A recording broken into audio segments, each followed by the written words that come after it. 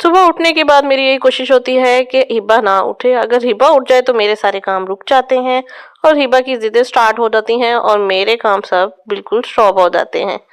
तो यहाँ भी मेरी यही कोशिश थी, सारे काम मैं बिल्कुल आराम आराम से कर रही थी ताकि हिबा की आंख ना खुले। लाइट्स मैं बिल्कुल बंद कर देती हूँ, लेकिन यहाँ रात के कुछ बर्तन पड़े थे जिनको मैं उठा रही थी, तो कोशिश तो मैं कर रही थी कि सब कुछ आराम आराम से करूँ, लेकिन उल्टा हो गया। जिसका डर था वही हुआ। यहाँ पे चीजें गिरी, फीडर गिरा और साथ ही हिबा की आंख खुल गई और वही वही हुआ जिसका डर था। मैंने उठते ही अपनी जिदें स्टार्ट कर दी और मैं भी बैठ गई और मेरे काम वैसे ही रुक गए। और बड़ी मुश्किल फिर मैंने हिबा को मनाया और इसको मना के मैं लेके गई वॉशरूम।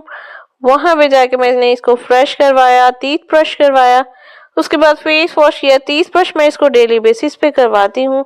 सुबह उठते साथ मैंने इसकी हैबिट बना दी है कि वॉशरूम में फ्रेश होने के बाद टीथ ब्रश करना है, तो ये इस तरह ये बहुत खुश होकर ना टीथ ब्रश कर लेती है डेली बेसिस पे।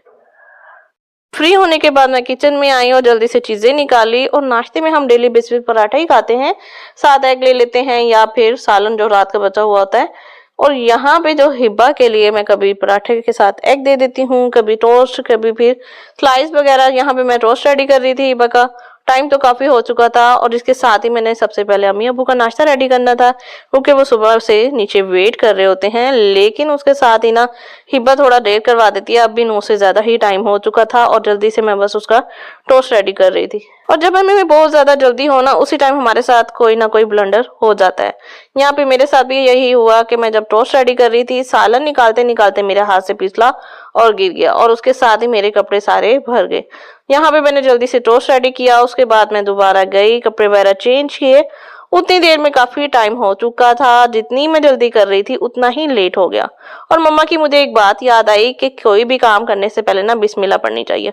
और ऐसा ही होता है, जब हम बिस्मिल्लाह पढ़ना भूल जाते हैं ना, तो कोई ना कोई फिर ब्लंडर जरूर हो जाता है। कहते हैं कि बिस्मिल्लाह पढ़ने से काम में बरकत होती है। जब हम बिस्मिल्लाह नहीं पढ़ते तो इसी तरह कोई ना कोई नुकसान हो जाता है। तो बातों बातों में यहाँ पे मेरे एग भी बिल्कुल फ्राई हो चुके हैं। अब पराठा रह गया, वो डालूंगी तो नाश्ता बिल्कुल मेरे मियाँ जी का रेडी है। तो चलें जी, अब मैं जहाँ जाके नाश्ता उनको देती हूँ। और होपफुली कि आप लोगों को मेरे मिनी व्लॉग अच्छे लग रहे होंगे, तो जल्दी से लाइक कर दें। अगर आप मेरे चैनल पर न्यू आए हैं तो सब्सक्राइब करते हैं। मिलते हैं नेक्स्ट वीडियो में। अल्लाह हाफिज।